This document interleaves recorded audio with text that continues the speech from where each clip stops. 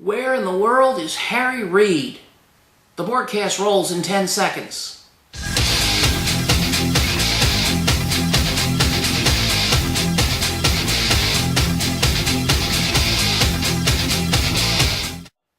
Merry Christmas, everyone, and happy holidays to all. The broadcast rolls, brought to you by dailyborg.com. Originating from deep behind enemy lines, it's conservative politics for the thoughtful. Resistance is futile. You will be assimilated. The House of Representatives and the Senate are now in pro forma session, with the majority of members of both bodies having left town. The payroll tax cut, unemployment benefits extension, and the Medicare doc fix remain unresolved. So the American people, for whom all these people work in Congress, are going to have to decide who is at fault and at the next election make suitable changes in the makeup of the next Congress. Before you make that decision, though, it's important that all the facts and the historical timeline be clearly laid out. We'll do that when the broadcast continues in a moment. I didn't see you come in. Yeah, most people don't. Who are you? Oh, I'm Depression, and I've come for you. I'm not depressed. Oh, you're not? What about schizophrenia? No. Anxiety disorders? Uh-uh. Eating or mood disorders? No and no. Oh, my mistake. It's next Tuesday that you lose your job and your boyfriend leaves you.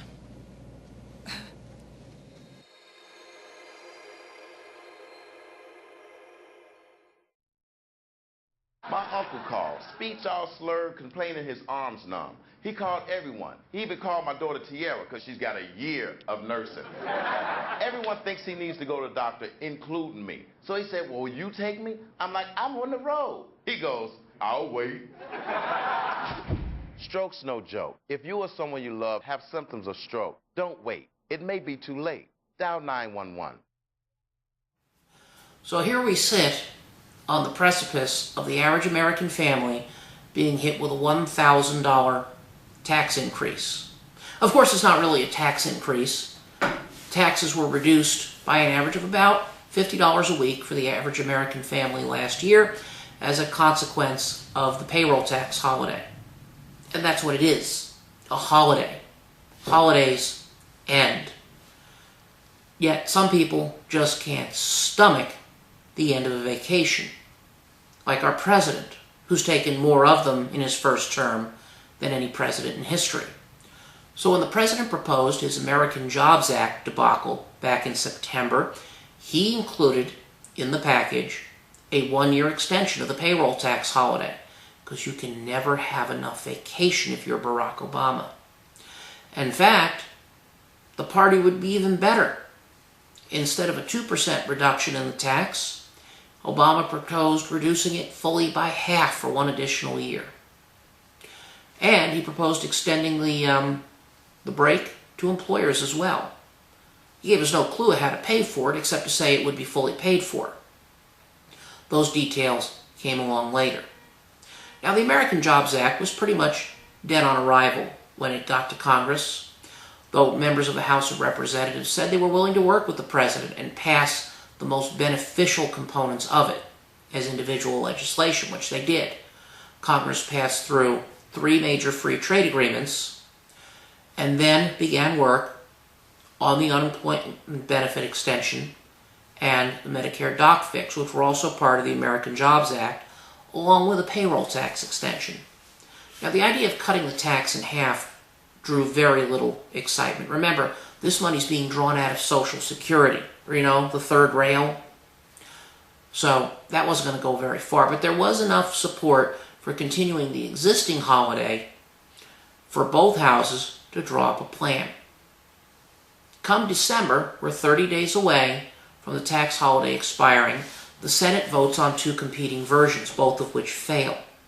The Democratic version, which failed strictly on party lines, was a bill that would pay for 1 year's extension of the break by charging a millionaire surtax.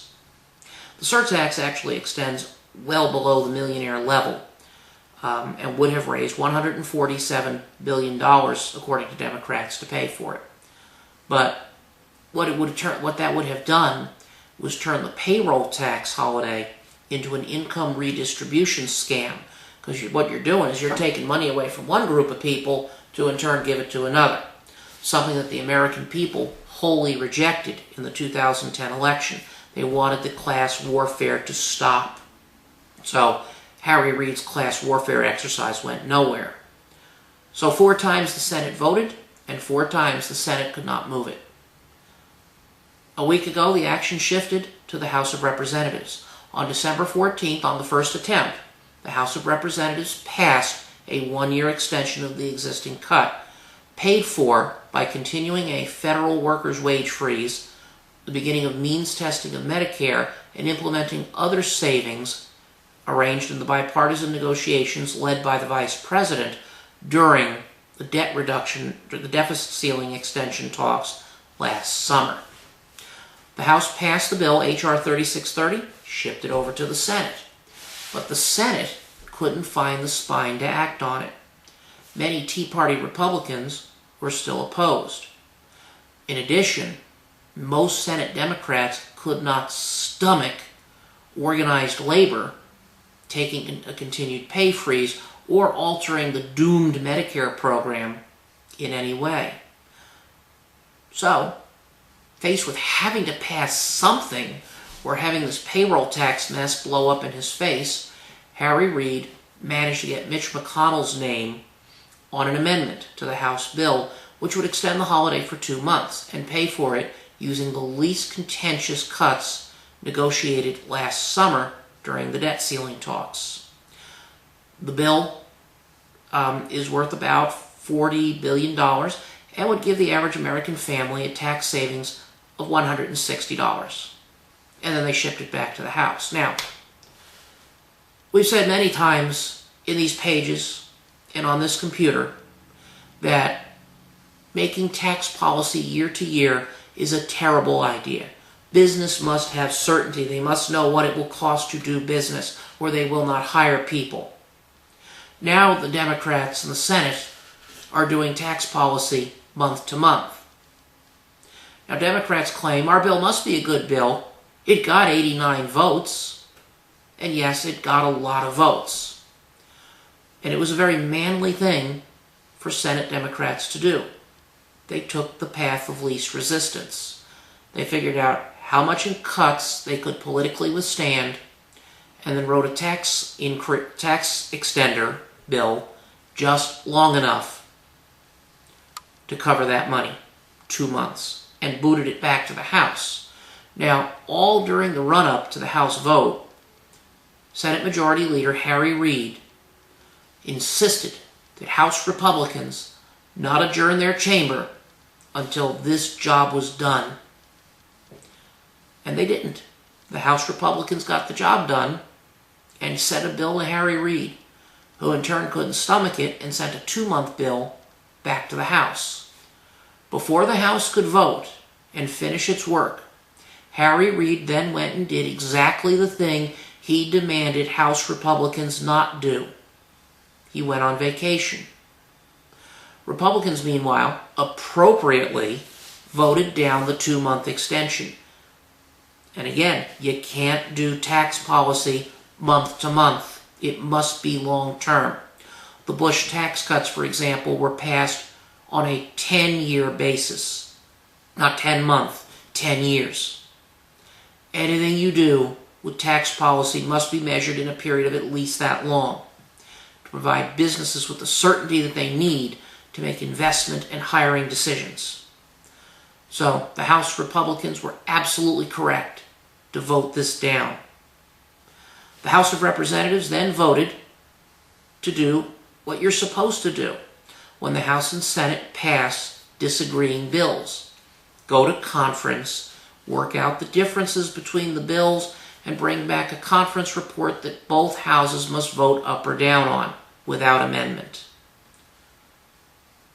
But something went wrong.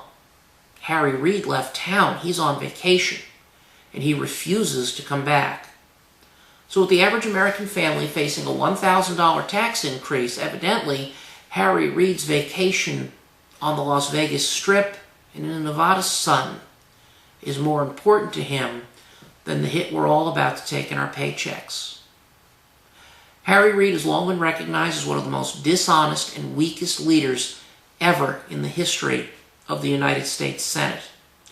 His two-faced bombast, demanding the House not go on vacation and then going on vacation himself, while in turn demanding that the House do his bidding, as if somehow the House of Representatives was a subordinate institution, was wholly disgraceful and yet so Harry Reid. It's why they call him Dirty Harry.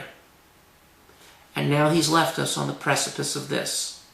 The Republicans are waiting to go to conference. The Democrats refuse to come. It sounds oddly like the standoff in Wisconsin earlier this spring, when Democrats fled the state rather than vote on Governor Scott Walker's bill to curb the corrosive influence of the state government's organized labor unions. The Democrats lost that fight, both in the legislature and then in several subsequent elections. If we the people hold strong and demand our government do the right thing, Harry Reid and the Democrats will lose this fight too. But who wins in the end is not up to Harry Reid, and it's not up to John Boehner. It's up to us to stand with the Republican majority we elected to ensure that the Democrats go back to Washington and negotiate a fair, reasonable, sensible deal. That's a lot to ask of Democrats, I know, but it's up to us to get it done. We'll be back with more in a moment. Hi, I'm Leon the Lightning Lion, here to tell you, when thunder roars, go indoors. Thunder is loud, but lightning is dangerous and can hurt you even before it rains. When you hear thunder, go indoors quickly. Head for a house, school, or large building. If you're caught outdoors, get in a car, truck, or bus. Never go under a tree. Stay off telephones, computers, and video games. Remember, play it safe. When thunder roars, go indoors. Brought to you by these partners in lightning protection and lightning safety.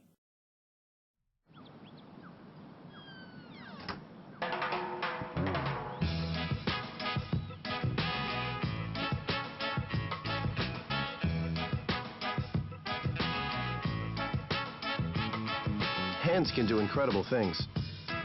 Now they can even help save a life with hands-only CPR.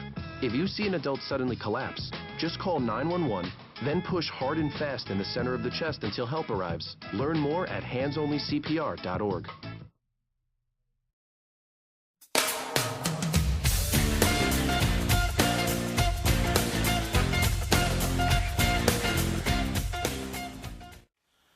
Don't you just have to love Barack Obama? Such a humble and unassuming man. Well, anybody who entertained that thought had to have it shattered by the president's remarkable interview on 60 Minutes on Sunday, when he stated that with the possible exceptions of Lincoln, Franklin Roosevelt, and Lyndon Johnson, his first-term accomplishments are more significant than any other U.S. president. My God. To listen to Barack Obama talk and claim that his accomplishments are no worse than fourth best in American history out of the 42 men who held the presidency before him, you would think that in the last 3 years he had taken a stock market collapse and a recession and turned them into prosperity and growth. You would think he'd passed 2 massive tax cuts. You'd think he'd passed the most fundamental reform in education policy in 50 years. You'd think that he'd run down the killers of 9/11. And you would think that he'd liberated 50 million people from 2 of the most despotic regimes in the history of this earth. Well, Barack Obama didn't accomplish any of those things. George W. Bush did. But would you ever hear George W. Bush make a claim to being the 4th best president in history? Bush did all those things, and a couple others I left out. Like, for example, the Patriot Act and the Medicare prescription drug benefit, which, by the way, is fabulously cheaper than his detractors told us it would be. But when asked how history would judge him, George W. Bush didn't rank himself in the top 5 of all time. He simply said, well, history hasn't gotten through judging the first George W. yet. It'll be a long time before they get around to me, so I'm not really worried about it. But Barack Obama, 4th best president in history? Yes, I know he didn't exactly say that, but he can only come up with 3 men who did a better job than he did in his first 3+ years in office. Not Reagan, not George W. Bush, not George Washington, not Thomas Jefferson, or Mr. Madison, or Andrew Jackson, or Woodrow Wilson. All presidents of historic achievement, whether you like them or not. As for Barack Obama, what of his achievements? His universal health care scheme is falling apart and is likely to be disposed of by the Supreme Court very shortly.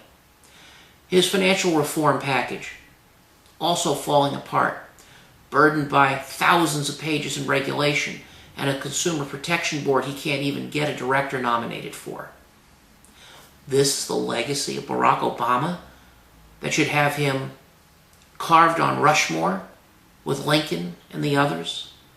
There's the equivalent of the New Deal or the Great Society.